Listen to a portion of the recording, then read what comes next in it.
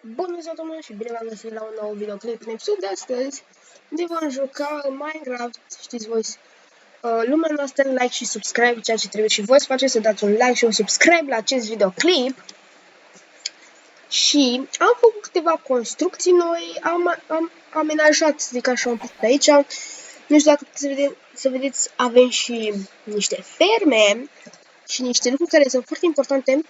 Este doar, vă arăt doar atâta, saddle-ul și 10 bone. Deci doar atâta vă pot arăta. Și astăzi o să fie ceva foarte tare și vreau doar atâta să vă întreb. Ați văzut ceva diferit așa la mine? Vedeți? Fac ceva diferit? Dacă v-ați dat seama, da, mi-am schimbat skin-ul. Oh, da, mi-am schimbat skin-ul. Iar o să facem ceva, un fel de concurs, să zicem așa, în care voi trebuie să ghiciți dacă eu mi-am schimbat skin-ul. Am mai multe skin-uri așa. Sunt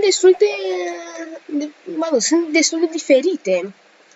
Dar da, vă dați seama cum o să am armura asta pe mine, să nu vă dați seama, dar cei care își vor da seama, vă rog frumos să scrieți în comentarii și să scrieți acolo, habar n-am, să-l descrieți ca să știu eu sigur că voi, habar n-am, ați ghicit skin-ul meu, că nu știu cum e acum la skin-ul ăsta, ochii verzi,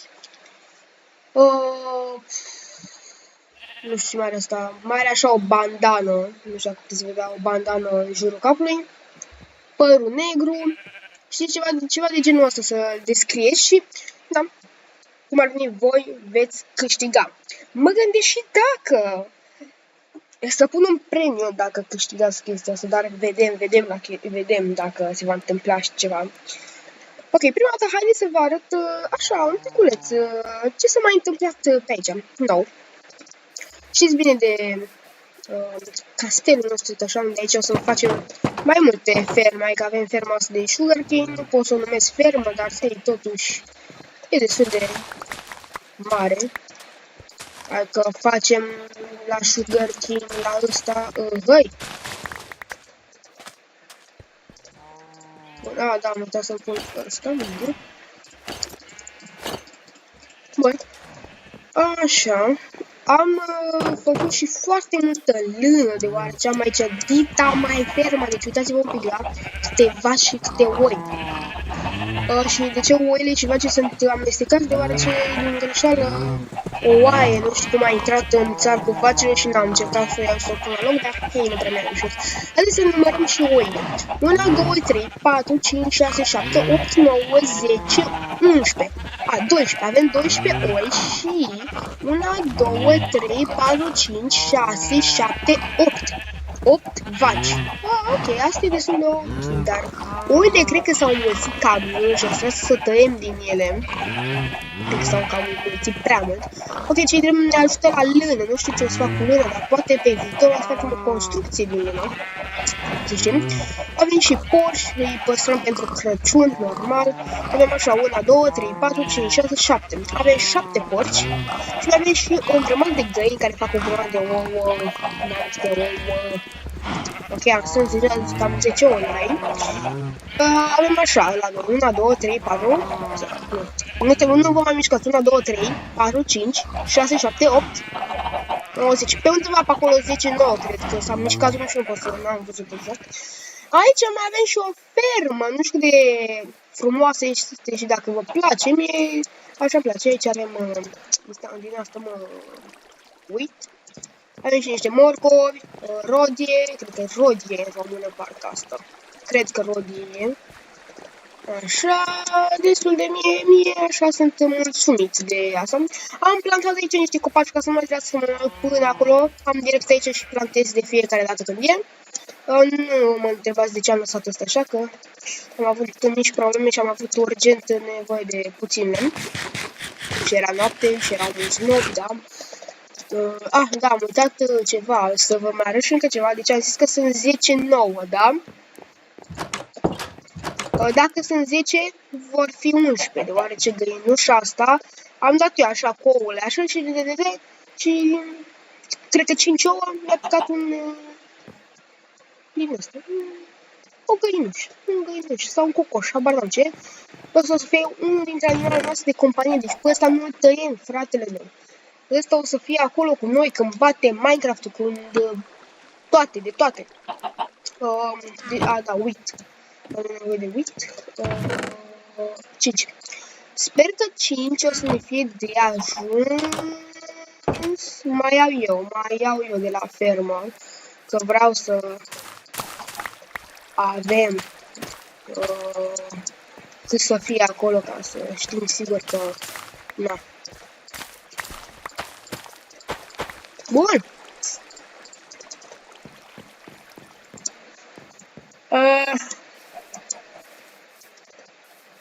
Vreau să fac și un țarc pentru cal. Da, bănuiesc că v-ați dat seama că la cal mă refer.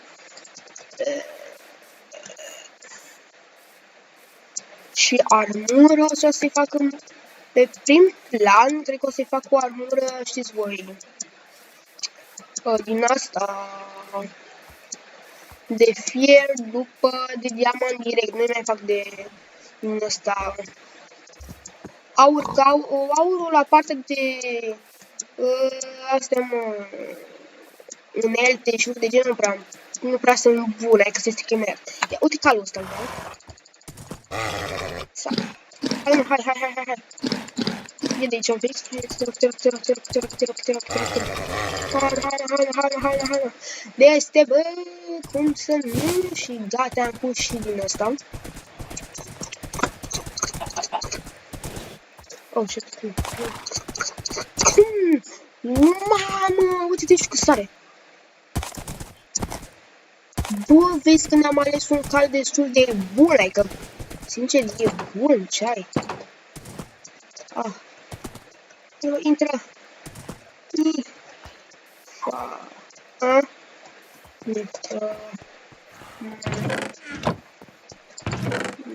Nu prea am unde să-l pun, efectiv.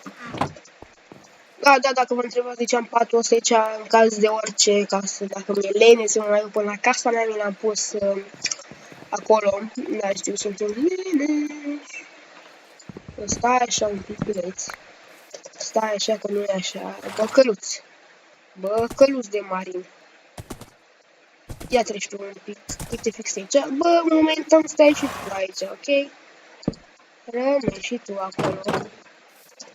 Așa, și acum sper să fie de ajuns, sincer, 10 bones. O să avem primii noștri câini. Și dacă îmi zic câini, da, chiar mă refer la 2 câini. A fost foarte greu să găsesc, de fapt, niște câini, deoarece în zona asta nu prea sunt câini și am reușit totuși să găsesc 2 câini. Bun, undeva pe aici trebuie să fie primul. Uite, acolo e primul câine pe care l-am găsit eu.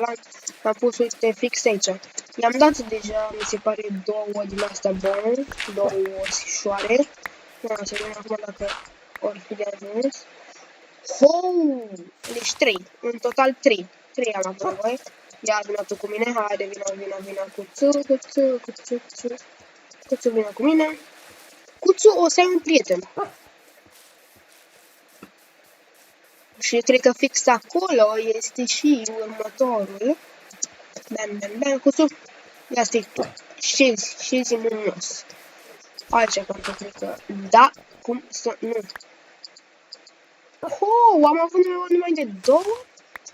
Nu vezi că e bine, e foarte bine. Așa.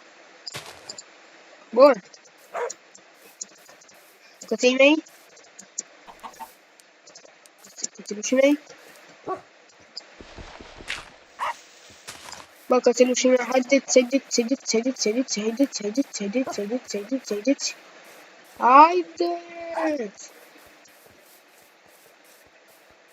Bun. Da, de-abia, nu știu dacă știți despre noul update de pe Minecraft. De-abia aștept să vă arăt așa când e nou update cu golemuțul ăla micuț, dacă putem să spunem, nu așa, nu? Golemul de cupu, dar nu e un golem așa micuț, micuț, așa. De-abia aștept să apară și pe Java. Că eu Bedrock, sincer, am Bedrock pe Nintendo, dar nu am și la alte din astea. Bă, că... Mamă, dar mi-e frică că nu, știi cum, se duce la... Hai, bă, bă, că nu știu, stai și tu un pic acolo, da? Stai un pic acolo, da? Șezi, no! Aha! Na, uite ce încercam noi să facem, Ia vină un pic aici, ia vină așa. Bă, vezi mă ce e acolo? Bă, vezi mă? Bă, ia-te mă. Știu, uite un pic.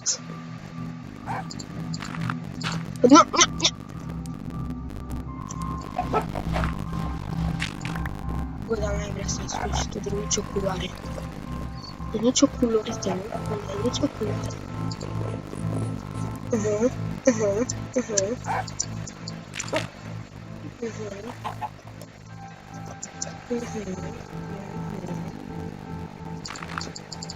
Gata.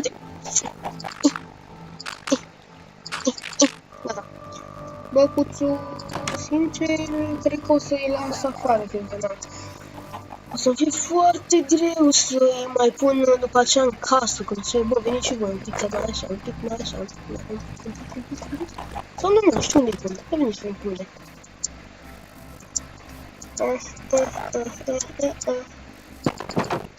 Ia, hai. Haideți, bă. Bun, bravo. Așa. Cuțulesc copii, toți aici, adunare. Adunare aici, adunare. Pac și pac, normal. Oare vă e foame? Ia stați așa, mi se pare că am mâncare acasă. Ia știu că vă e foame, ia stați așa.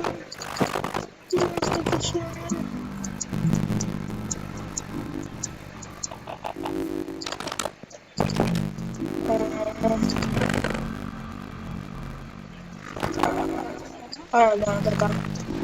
Era să și uit că l-am pus aici.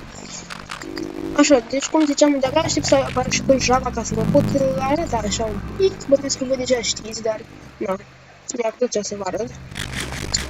Bă, da, gândiți-vă cât de trist este pentru acel golem așa micuț, că noi cum ar veni punem dita mai chesturile, toate e acolo dezordonat tot și îl punem pe el să facă curat. Gândiți-vă cât de nasul e pentru el. Chiar mi este foarte milă de Iron Golem, de cupă. Bun.